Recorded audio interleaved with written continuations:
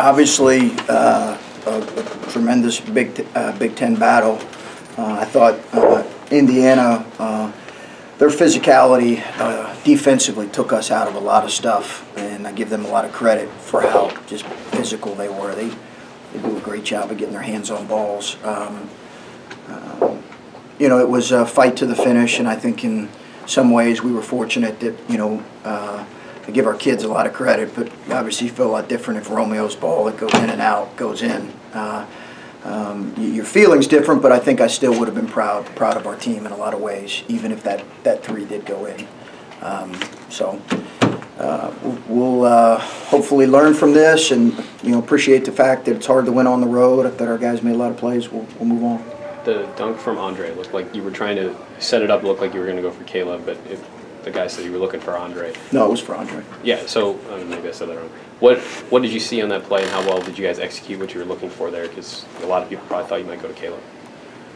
Well, we were. That's about a 10 out of 10, and it rarely happens for you as coaches, honestly, where you get exactly late what you're trying to get. I mean, I say rarely, but it doesn't happen a lot. Maybe you get a tip in, or a guy, they take that away, and a guy makes a play to win the game. Been very few in my coach. I mean, a few times where you get exactly what you're looking for. We just knew they were going to be heavy on the ball screen, so we tried to slip them out and pull Caleb high. And I thought Andre did a great job finishing, and the pass was perfect. When you run Does that answer your question? Yeah. When you run that, and I mean, you're talking about it, and you hope it works out the way that it did. Are you telling Andre, like, finish this with a dunk? Make sure you finish. We thought the corner guy, the fifth defender, the guy guarding the corner shooter, would pull. And I think that was Romeo who tried to make a play on the ball and almost did. Yeah. He really saw it well. We haven't run that play all year. Yeah. We've never run it. We just have had it ready in case teams play a certain way. And you guys it seemed like you were posting Andre a fair amount. I think you got 3 or 4 buckets down there. Just, was that a matchup thing, or is that something you're hoping to see more from him overall? A little bit. It was more what we're trying to see from him. Yeah, it was a little bit more of that. And we were struggling with some of the double teams on Caleb, although I thought Caleb gave us some really good minutes and did some really good things, but that was the reason. We just felt like we could get him in the low box where he's comfortable. But what was the key to keeping things positive and keeping the guys dialed in? When you had some significant offensive droughts at multiple times, but you never gave up the lead except at the very end. What was the key to keeping guys focused on sort of the right thing and not letting that spiral? Because I felt like it could have gone the other way a number of times. Yeah. Well, I think it's a good question. I think you're trying to work on that from day one, really, with your group. Because I don't know if that's something you can just turn on in the middle of February. This idea of just playing the next play and staying with it, because you're right, it could have, you know, you get so frustrated, coaches get frustrated, players get frustrated, but it's a fast game, and if you let that get the best of you, then you got no chance. So I thought we played smarter than what we have at times. But that's really some approach we try to work on from day one, talking to our guys about that. And you need guys that have been through it a little bit to, I think, to have an understanding of that. Kept Juwan Morgan pretty quiet tonight. What were your big guys doing kind of at the point of attack there? And then on the help side, what made those help defenders effective in taking away his passing lanes? Well, I think he probably missed some shots he normally makes, to be honest with you. I think he misses some shots. You know, he is a terrific player, and I think I said last year, I said in the summer, he was maybe the hardest matchup for us in the league. And Archie does a great job putting him in different spots, posting him, playing him high, rolling him. So we just had to send bodies to him, and I thought our guys did a good job of sending some multiple bodies at him. With the home court advantage that Indiana has, and coming out with the close victory, where do you feel like this puts your team in terms of the overall Big Ten spectrum? What does a win like this do for kind of the future? I don't know. You know, I don't.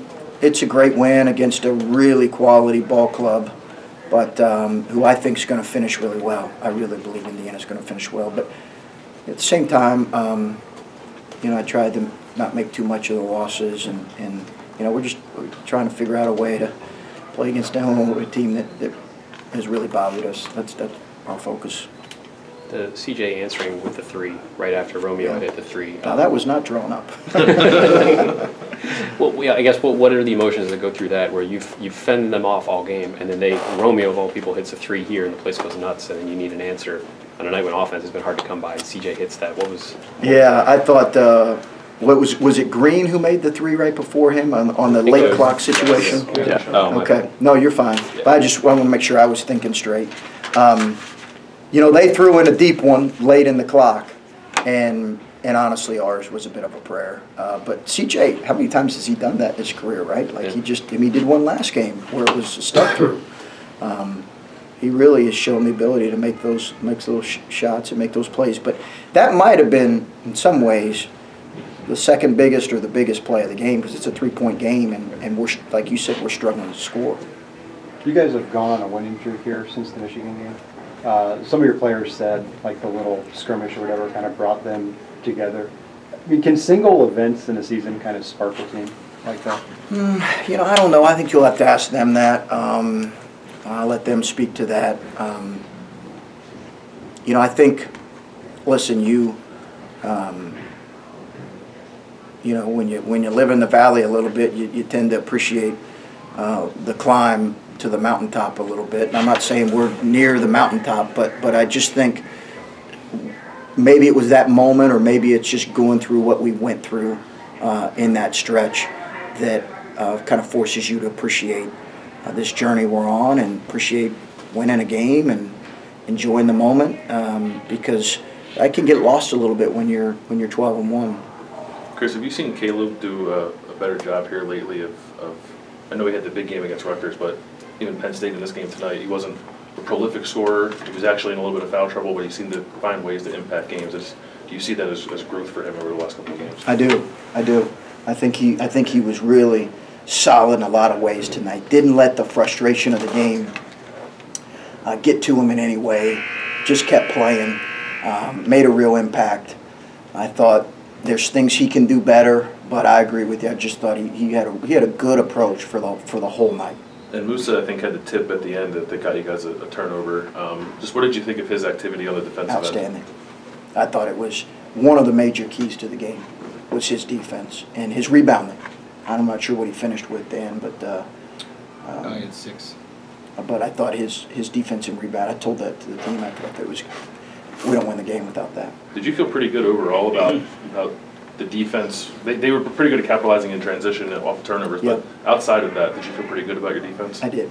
Just what was the difference, I guess? Because it's fluctuated a little bit how you guys play in the half-court intensity level. It seemed like it was a pretty high level most of the night. Yeah, what I would say, Bill, is I think that our commitment defensively has been pretty consistent. And it's not always where it needs to be, but it's been pretty consistent. I don't know that we always play as smart as we need to defensively, and that's been our challenge. But I thought overall in this game it was pretty solid. You talked about Andre Wesson becoming a little bit more of a scorer this year. At what point did you feel comfortable that you'd be able to call play for him when the game's on the line at the end? What was there, 35 seconds to go in the game? Probably about when there's 35 seconds to go. No, I think that was he fit kind of what that action required, and he's a good finisher. He did a great job finishing, But I would say most importantly, we went to him in the guts of the game when we needed a basket. And that was probably just as important as, it's a 2-point game and we're going to them. That was something that I think, if you'd asked me when did I start thinking that, probably about a third of the year through. We felt like, hey, could we put him in different spots? And because we all know this group has struggled to score the ball. Like, that's not a secret. It's not a secret. So you're searching, okay, how can we put our guys maybe in different positions or get more out of certain guys when you're struggling to score. And we'll continue to struggle to score at times, but probably a third of the way through the season. Chris, you might have already talked about this, but when you're down 3 and Jackson's out there and the shot clock's running down, anything go through your mind when he put that ball up? I know he hit the shot to win it last year in double overtime, but it just looked like it was he just winged it. It's amazing. He has an incredible knack for that.